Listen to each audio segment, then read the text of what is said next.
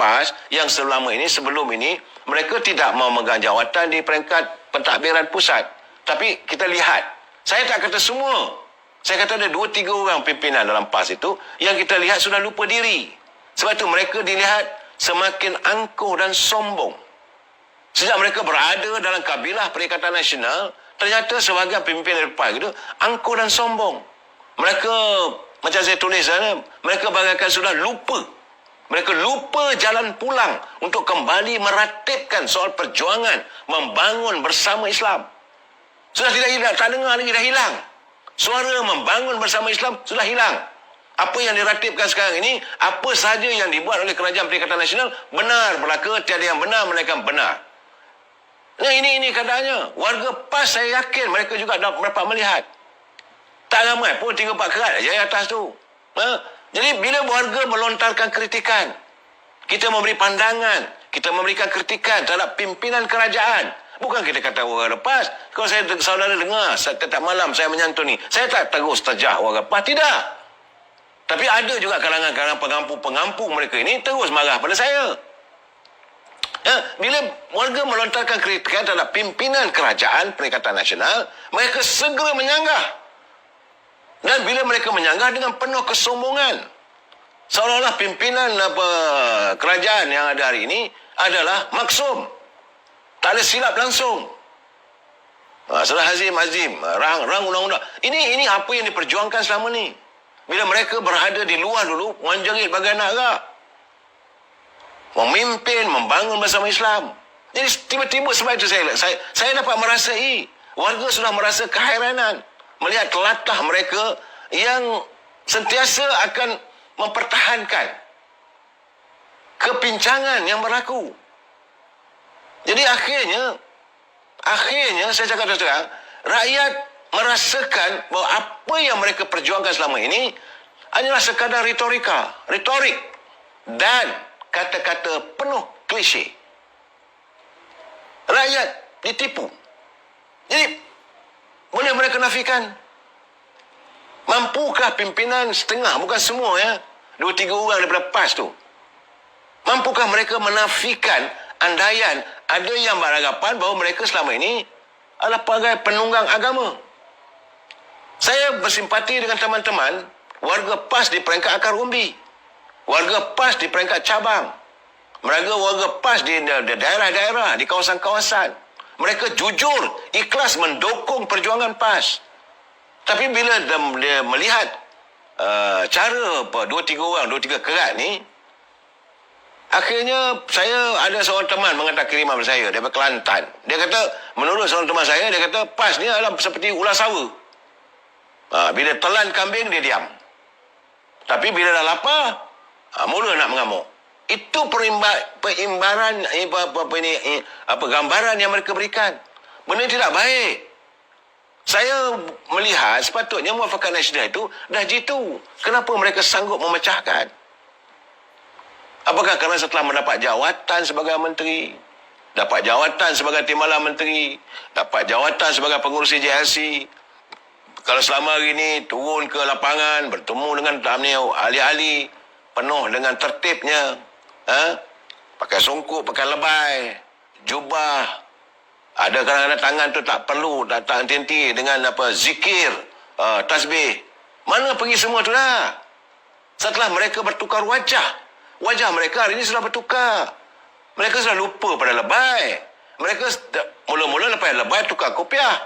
Lepas kopiah dah tak ada dah sekarang ni. Apabila badan mereka disarung oleh kot, ada tie, dan bercakap pun tak ada lagi. Dah bercakap, stop, tak ada. You know. Wah, berselang-seli dengan bahasa Inggeris. Dan ini keadaannya. Dan ini saya amat kecewa. Tambahan sudah ada pula pimpinan PAS yang sanggup menyerang sebagaimana yang dilontarkan oleh saudara Ismi semalam. Saudara Ismi dia menjawab, dia memberi penjelasan 1, 2, 3. Dan mereka menyerang Datuk Seri Najib tanpa memikirkan bahawa budi yang telah ditabur oleh Datuk Seri Najib kepada parti PAS.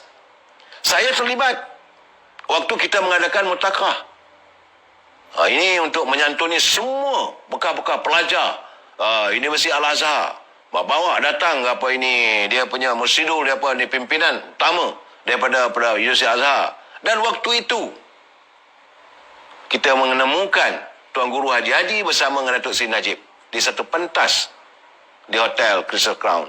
Jangan lupa, saya tidak lupa sebab saya terlibat. Dan waktu itu Datuk Seri Najib dengan penuh keikhlasan memberi semua kos untuk bawa datang, untuk makan, tambang kapal terbang, duduk hotel dan sebagainya. Jutaan ringgit. Jutaan ringgit dihulurkan oleh Datuk Seri Najib waktu beliau jadi Perdana Menteri. Tapi mereka sanggup menyanggah sekarang. Saya bukan nak kata apa, sebab bila dia keadaan sekarang ni pimpinan dalam PAS sudah melupakan. Seolah-olah mereka ni, kalau saya katakan nanti, orang marah apa saya. Mereka lupa 90 juta yang dibangkitkan oleh Sarawak Reports. Mereka lupa. Sebab sekarang ni, saya tertarik hati menatap catatan daripada saudara Ahmad Lutfi. Saudara Ahmad Lutfi ni, sahabat-sahabat saya ni, dia memang warga PAS. Ini memang warga PAS totok. Dia tidak akan meninggalkan parti PAS. Tapi dia juga merasa gusar. Dia sudah kecewa melihat setengah, 2-3 orang pemimpin PAS. Kerana dia kata, sekarang dia mengujuk pemprograman mencari kunci syurga. Saya nak baca ni. Dia kata, mudahnya duduk dalam parti politik berjenama agama. Bila bermusuh dengan UMNO, begitu dalilnya. Bila berpeluk dengan UMNO, begini pula dalilnya. Bila sekelambu dengan DAP, begitu pula dalilnya. Bila bermusuh dengan DAP, begini dalilnya. Bila turun bersih, beginilah dalilnya. Bila anti kepada bersih, begitu pula dalilnya. Bila bantah GST, begini dalilnya. Bila sokong GST, begini sewajar dalilnya. Rasa nak makan dedak, begitu dalilnya. Rasa nak buat hudud, begini dalilnya. Rasa nak tangguh hudud, begitu pula dalilnya. Nak bentang RUU 355, ini dia dalilnya. Rasa nak tangguh RUU 355, begitu pula dalilnya. Jadi bila parti meletakkan calon bukan Islam, ditentang.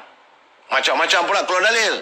Tapi bila ada parti, dia, itu parti PAS, meletakkan calon bukan Islam, lain pula dalilnya. Jadi, bila kena kencing, ini dia dalilnya. Semua ada hujah dan dalil agama. Tak ada ruang untuk masuk neraka, melainkan syurga belaka. Begitu, begini, begitu, begini dalilnya. Maka patutlah wala'un sentiasa walak. Inilah yang dikatakan kunci syurga. Saya hayati dalil itu, dalil ini. Saya melihat, sebab saya Dewan Ulama PAS menyerang Datuk Najib. Ketuanya Dr. Nek Zawawi. Dia kata tindakan Datuk Najib sekarang ini membuat troll dan lontaran polemik yang tidak memberikan faedah kepada situasi sekarang. Perkara tersebut hanya keseronokan untuk mendapat reaksi suka oleh pengikut sendiri di media sosial saja. Dia boleh kata apa yang Datuk Najib lontarkan pandangan, cadangan itu hanya untuk mencipta nama. Nak suka-suka saja. Sanggup mereka mengatakan begitu.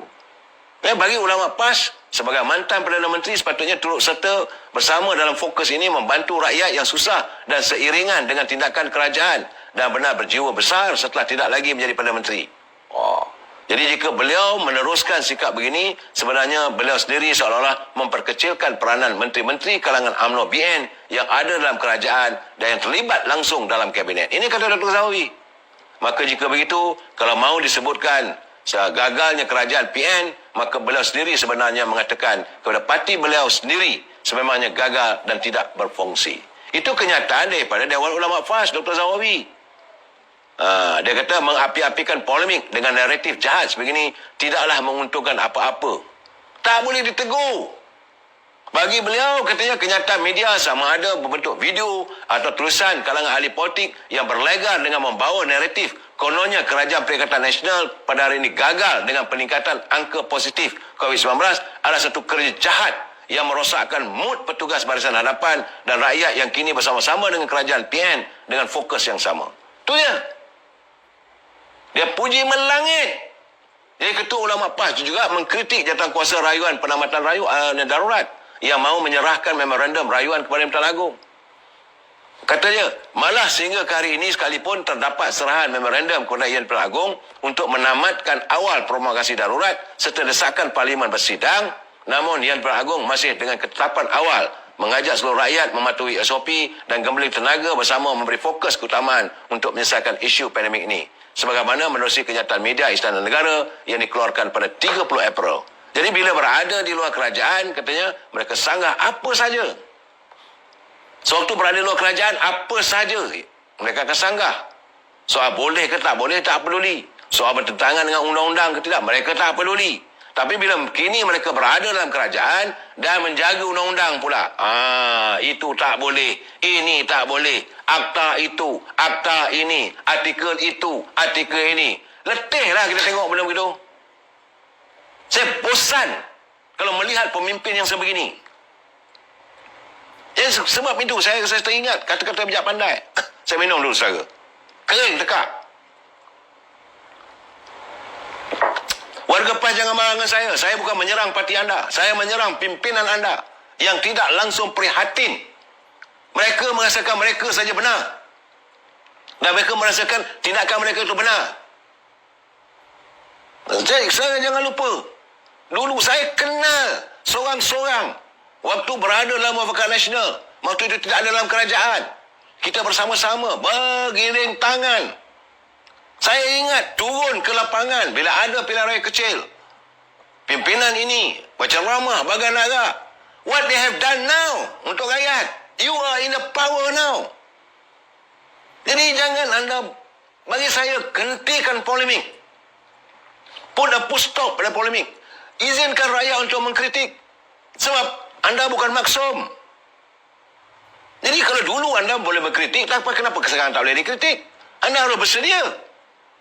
Waktu anda di luar dulu. Sebab itu saya teringatlah kata bijak pandai. Dia katanya pesan bijak agama ni katanya, jangan sampai nanti lahirnya ulama yang mendatangi umarak. Berkali-kali saya katakan, jika ini terjadi, maka apa yang dikhawatiri oleh baginda Rasulullah, mengikut kata-kata ahli agama, dia pesan baginda Rasulullah, akan sampai masanya, akan datang umat selepasku yang menjual ayat-ayat suci Al-Quran demi mencari kesenangan di dunia. Umat dan negara akan musnah andai penunggang agama menggunakan pelbagai dalil dan kata-kata kononnya berjuang demi agama. Tapi di sebalik kenyataan itu, mereka sekadar mencari pengaruh untuk diangkat sebagai pemimpin. Hina perbuatan ini.